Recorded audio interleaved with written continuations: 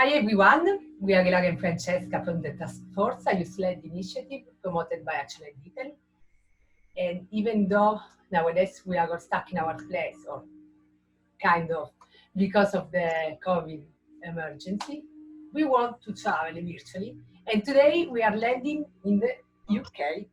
Yes, we are indeed in the UK today. We are in London and Nottingham with Emelie and Ria. Hello guys, welcome and thanks for joining us.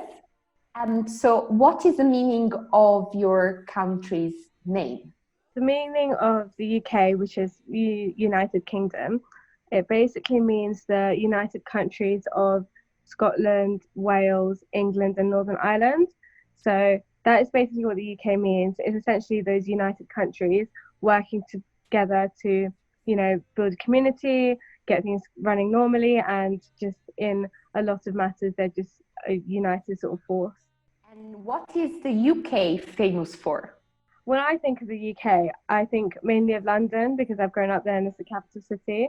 So it's famous for quite a lot of things. I always think of the big red buses of London going through all the streets. Fish and chips, cricket, this is all part of British culture sort of, and English culture in particular as well. And it makes me think of all of those sort of stereotypical British social culture type of things. So yeah, that's what it's famous for. Thank you, Ria. We are discovering lots of interesting facts about the UK, but we don't know so much about you guys. So can you introduce yourselves? My name is Emelie. I'm from Sweden originally, but I've been based in London for the past 3 years, where I've been studying an undergraduate degree in politics and law at Middlesex University here in London. Right now I am a community campaigner for ActionAid, which I've been for a couple of months now. I'm also doing some volunteering for an NGO that is based here in London, which is around women's rights and human rights. So as I mentioned, I studied politics and law, which is really what I'm interested in. I'm also interested in gender, feminism and human rights, which is really what got me interested in activism and made me want to be a community campaigner for ActionAid. Because I was familiar with their work, and I know they have done a lot of work with women and girls in developing countries, and that was an opportunity for me to get more involved in that. Hi guys, I'm Ria. So I'm currently a university student at the University of Nottingham. I study law, and I'm also a community campaigner for ActionAid, and I've been so for the past around 2 years. I got involved with ActionAid and I studied law at university because I'm really interested in politics and human rights. Human rights is basically my passion. I really want to do more for it, and it's what I want to spend my life working on. And I was also first interested in ActionAid because women's rights, gender equality, feminist leadership, and just basically equality for all people, despite your race, background, no matter who you are. And ActionAid did a lot of work on that, and I really like some of the values and principles, and I really like how they work, and that's when I started getting involved, and I have been so ever since. We've worked on activities such as feminist leadership and learnt more and delved deeper into that, and I want to sort of carry on doing that, and hopefully one day connect with others like abroad and the activism they've been doing and stuff like that. Emelie, what are in your opinion the challenges and main issues that young people face in the UK nowadays? Yeah, there's a couple of challenges that I've seen so far. One of them for me that I'm really passionate about is mental health, especially now with the coronavirus. I feel like a lot of people are stuck at home. Maybe they're isolated from their friends, which can have a massive impact on your mental health. And also as a student, I've been in contact with many young people who I know that are suffering from mental health problems due to maybe they have a lot of coursework, maybe they're worried about their employment in the future. So there's definitely a problem. I did find this study which says that around 1 in 10 of UK youth do suffer from mental health issues. So it's a massive problem. Another problem, which I think especially now is really relevant, I would say, is racism and xenophobic beliefs, which is not really isolated to the UK, because obviously it's a problem everywhere. But I think with everything that's been going on in the US, it's been something that's been brought up more, and it's being talked about, especially with a lot of young people, people of color in the UK who do feel that they have suffered from discrimination, whether that's in employment or from the police, or from even their university. And I do have some friends who told me personal stories, where they have suffered from some form of racism in their lives. So I think that's a massive problem that is finally being, talked about, which is great. Some problems that I've also seen with the UK, especially amongst young people, is sort of like looking to next steps and the future and climate related problems. I think climate change has been something, not just recently, but like for a long time, the past few years, has been something that's very sort of relatable and sort of personal to a lot of young people, especially in the UK, because of course young people believe so hard that climate related emergencies are going to be a huge problem in the future and within our futures, because in these next coming decades we've seen that climate change is predicted to be a lot worse. So we've seen like rallies of students, people going on strikes, and it's something that's sort of been imminent in people's minds during lockdown. And even I've seen throughout lockdown, I've been going on social media, and I've used lockdown as a way to reflect on how I can be more climate conscious. So, and I've spoken with friends, and it's also something they've sort of looked into, and I feel like that really shows how lockdown has allowed a lot of young people to reflect on how important some of these issues are to us, including climate and all of the issues that Emelie brought up as well. And which are the activities that you were carrying out on the ground to address these problems, and how these activities have been shaped by the COVID emergency? Some of the activities I've been involved in, and I think Emelie's been involved in some of these as well, is a newsletter called the Feminist Newsletter. So that's something that we've been working on for the past couple months actually.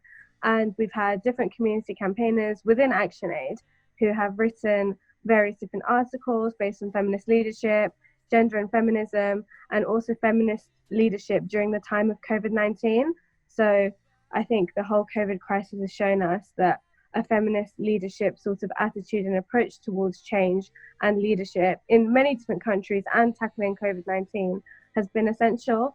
And we basically covered a lot of these ideas within the newsletter and impact what feminism and feminist leadership is within that newsletter. And it's something that we've shared with other community campaigners and hopefully more people soon as well. And it just goes to show that how COVID-19 has impacted many different things, including leadership as well across all countries. I've mostly been working on similar activities to Ria. So as you mentioned, the feminist newsletter have been a big part of the work that we have been doing as community campaigners. Initially, before the whole pandemic started, we were planning on doing like a series of seminars on feminist leaderships in person, of course. So we were going to talk to our universities and see if we can somehow get involved and organize something.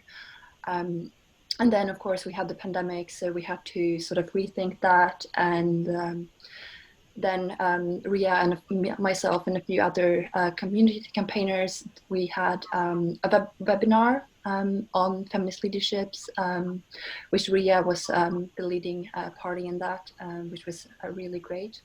And then, as you mentioned, we had the newsletter as well, which I wrote 2 articles on, and I mainly looked at how women and girls are really at the front line of the COVID pandemic, their overrepresented among frontline workers and healthcare workers, and it's really something that we have to keep in mind, just how important it is to shape their leadership, build up the skills of women and girls so that they can come up with new solutions to all the problems that we're facing. So I'm wondering if you could share with us some stories of change from your context. One story of change, and I've particularly felt this personally all throughout the COVID-19 pandemic in particular and throughout lockdown, and it's how so many issues, we're facing these things all the time as a community: racism, homophobia, mental health, and it seems that a lot of these problems, of course, it's understandable that it get a lot worse during a pandemic, and a lot of these issues are highly exacerbated. So I've really seen on a personal level, and as well as on technology and media, how young people and a lot of the community as general, the whole community, has reacted to all of the things that have been going on. For example, in the US during the pandemic, where a lot of people have lost jobs, and it's been particularly hard for many different groups of people, especially those that are vulnerable in many countries, such as women and girls. And I've seen such a sort of big and huge reaction on media, and how young people and the whole community has used social media and technology as a tool for social change, and how we've all brought our voices together. And I guess one thing that I'd like to carry on seeing is this change and this drive being carried on forward. But we've seen a massive outcry of all of these things that have been so horrible and that's been going on constantly. And I think right now a lot of people are very determined to make some change. Really carrying on to what Ria was saying, we've seen so many issues really come to light with the pandemic. But to me, it's been not only negative, but I've seen a lot of positive, people working together. Just to give an example of the Black Lives Matter movement, which I think, so many countries have taken this issue, raised it, and we've seen that it's not just a problem that's isolated to one country, but it's something that's, global. And just from a UK context, we've seen, finally there's a conversation around race, around racism, and that we need to, address this, which I think is really great. And just seeing this massive response all over social media, which I don't think we would have happened if it weren't for the pandemic, honestly, just because so many people were online, we were having these conversations, so many people weren't really working, and they could just put all their efforts into this movement. Do you have a takeaway message for the other activists across the world? One takeaway message I'd say is that even though we've seen so much change throughout the pandemic, throughout lockdown, and in life in general, that just because a pandemic's happening, life doesn't need to stop. It has in many ways, but we can carry on using our voices to connect with each other, make change, meet other people online even, and see what they're passionate about, and see if we have common ground, and work on all these issues together. I think because of technology, of course, it's advanced so much in the past few decades, and although it has some drawbacks, we're really lucky to have something so powerful that can really be used as a tool to sort of bring a massive community together of people who want to make change. So that's the message I have, is just keep on using your voice and connecting with each other. Yeah, so I can just add to that as well. I think my message would be, we don't need to go back to normal. We can build something better. We can build something that's more sustainable, that's more, equal for everyone, which I think has been talked about a lot, that we have all these issues that's been exacerbated during the pandemic, and now we have the opportunity to actually improve them, which I think it's something that we all can do in the future. Thanks a million, guys, to both of you for sharing your inspiring stories and the activities that you are carrying out at the moment. And thanks again, and see you next time. Bye-bye. Bye.